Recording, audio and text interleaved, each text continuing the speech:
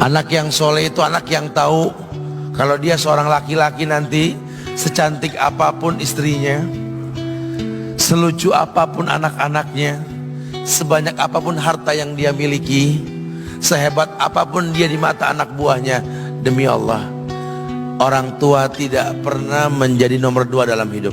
Ini banyak orang yang suka salah ini. Cuma gara-gara dunia, orang tua panjang mata menanti kedatangan anak. Jangan ya. Jangan. Anak yang soleh tahu sekali, sampai kapanpun ibumu, ayahmu, sampai kapanpun. Dunia nggak membuat dia lupa ada berkah keramat dunia hidup di atas muka bumi ini. Dia nggak repot datang ke makam-makam para wali. Orang tua nomor satu yang dia temui. Ini orang hebat. Ini banyak di antara kita, makam-makam didatengin, di mana saja didatengin, ngalap berkah. Orang tua panjang mata, berlinang air mata menanti, mana anakku? Mana pohon yang pernah kutanam? Mana pohon yang pernah kurawat? Kudengar dia sudah mulai berbuah, ingin kurasakan buahnya. Berani mengeluarkan dana jutaan untuk hal-hal yang gak disyariatkan. Ini orang tua panjang mata. Rela nggak rela, orang tua kita akan mendengar dan melihat. Ma, aku pengen nikah, aku pengen berkeluarga, ma. Ya orang tua ya seneng lah. Cuma kalau inget metik buahnya belum terasa, ya ada perasaan kayak gimana gitu loh. Karena dia tahu setelah ini dia akan menikah. Bahwa anak orang ada kehidupan yang berbeda yang bakal dia rasa. Orang tua makin hari makin rentan, bukan makin seger. Yang perempuan dibawa orang, ya Allah. Baru kemarin perasaan mainin poni ini anak perempuan kita, betul. Baru kemarin mainin kepangan rambutnya, ya Allah. Ya Allah, baru kemarin perasaan saya titah dia, titah, ya Allah. Belajar jalan, bisa berlari bawa sesuatu, coret-coret tembok, aduh Masya Allah. Sekarang udah gede, dibawa orang, ya Allah, Masya Allah. Yang laki dekat sama mamahnya. Baru kemarin tangan mungilnya kita tuntun, kalau kelepas dia nangis, betul? Sekarang tangannya keker besar, tangan ibunya keriput, betul? Mau nangkep tangan anak pun sudah mulai susah. Membawa anak orang datang dengan gagah, cium tangan, cipika-cipiki, udah. Ma, kita jalan dulu, Ma ya. Udah mama, udah. Digandeng tangan kekasihnya, dirangkul pundaknya. Ini anak laki ndak tahu ibunya kayak diiris-iris jantungnya. Dia lihat tangannya yang keriput, ya Allah. Udah berapa lama tangan ini nggak dibawa sama anak ini? Udah berapa lama tangan ini nggak digandeng sama anak saya? Kita merasa bangga akur merangkul istri kita, ibu kita ngelihat pundaknya. Udah berapa lama pundak ini nggak dirangkul seperti itu, ya Allah. Dulu aku berdandan secantik-cantiknya, ku dandankan anaknya, ku bawa di hadapan kawan-kawanku, bangga aku. Tapi dia tidak pernah berdandan rapi membawa aku ke hadapan teman-temannya. Lihatlah ibuku. Ibunya sudah kebayang, ya Allah, ini anak bakal minta nikah sebentar lagi. Yang wajar kalau orang nanam pohon pengen metik buah, wajar. Ini buah belum terasa, pohon sudah mau dibawa. Kebayang tidak? Ya Allah. Mulai dia kebayang. Sehingga rasa-rasa seperti ini menjadi tumpukan rasa di hati orang tua kita, yang nanti pada akhirnya dia pun bakal kembali ke hadirat Allah, kita pun bakal kembali ke Allah, betul? Sementara yang namanya kemuliaan datang dengan cara sabab yang benar. Ridallah fi ridal walidain wa sukhtullah fi sukhtil walidain. Ridha Allah ada di ridha orang tua, murkanya pun sama. Karena semua ibadah yang dia lakukan berujung pada surga. Dan yang paling gampang ketika dia mau menaklukkan dunia, demi Allah, berkah orang tua dulu yang dia ambil.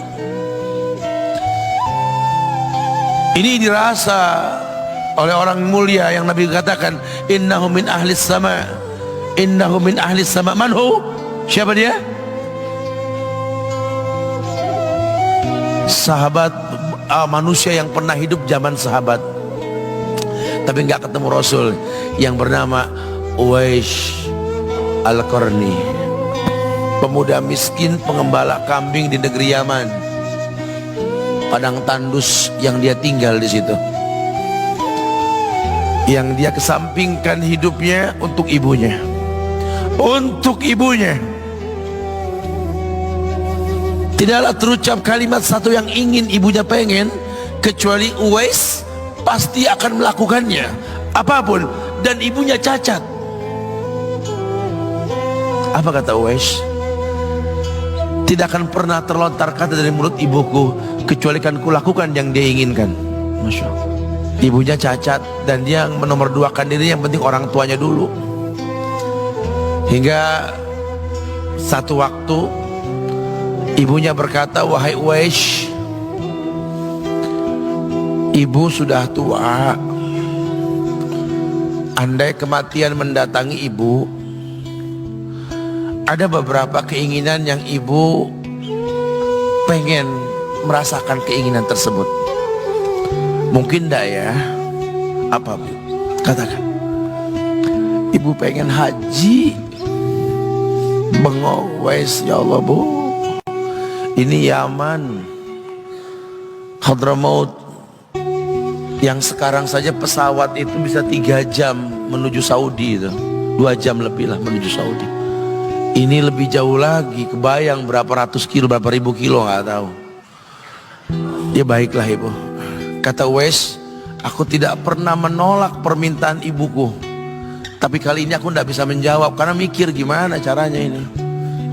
Apalagi dia seorang pemuda yang punya penyakit sopak, ada tanda-tanda putih di bagian badan itu kayak pano besar gitu tuh. Udahlah, terserah gimana nantilah. Yang penting ini nomor 1 dalam hidup ini. Dia beli seekor anak sapi, digendong tiap hari itu sapi sama si Uwais menuju puncak gunung, turun lagi, gendong ke atas, turun lagi tiap hari. Sampai orang bilang, Uwais gila no, orang sapi dipiara dia digendong tiap hari naik gunung yang tinggi, sampai nggak berasa dikatakan 8 bulan dia lakukan itu, sehingga terbentuklah fisiknya yang bagus karena olahraga tiap hari bawa itu sapi. Dan sapi itu makin berat, dalam hikayat dikatakan sampai di atas 100 kilo itu sapi. Kemudian dia tetap gendong ke atas dan dia yakin, bismillah saya yakin, sampailah bulan haji, ibu naik ke pundakku, digendong ibunya dari negeri Yaman. Subhanallah, gak ada yang gak mungkin. Lihat, dibawa ibunya ke Mekah, bertawaf di Ka'bah, dunia menyaksikan. Bahkan hikayat mengatakan dia sempat bertanya kepada sahabat Abdullah bin Umar, aku telah menggendong ibuku dari negeri Yaman menuju Mekah, bertawaf di Ka'bah ini, sudahkah aku membayar jasa ibuku? Apa kata sahabat Abdullah bin Umar? Bahkan satu hentakan napas pun ketika melahirkanmu belum terbayar. Bahkan satu hentakan napas pun ketika melahirkanmu belum terbayar. Dia selesaikan tawafnya, dia selesaikan tawafnya. Selesai tawaf, dibawa ibunya ke makom Ibrahim untuk sholat 2 rakaat. Selesai sholat, dia angkat tangan, dia berdoa kepada Allah, ya Allah, ampunkanlah ibuku ya Allah. Ampunkan ibuku ya Allah. Masukkanlah dia ke sorgamu ya Allah. Masukkan dia ke sorgamu ya Allah. Ibunya berbisik, Uwais, sudahlah, mintalah pada Tuhanmu ampunan untuk dirimu dan sorga untukmu. Wallahi wahai ibu, Allah ampunkan kamu, Allah masukkan kamu ke sorga, cukup untukku, ridhomu yang kubutuhkan wahai ibu. Lihat, manusia saleh, hasil doa Rabbi habli minas solihin. Lihat, makanya ketika Nabi mengatakan innahu min ahli sama, ini manusia penghuni langit, Umar, Ali, temui Uwais.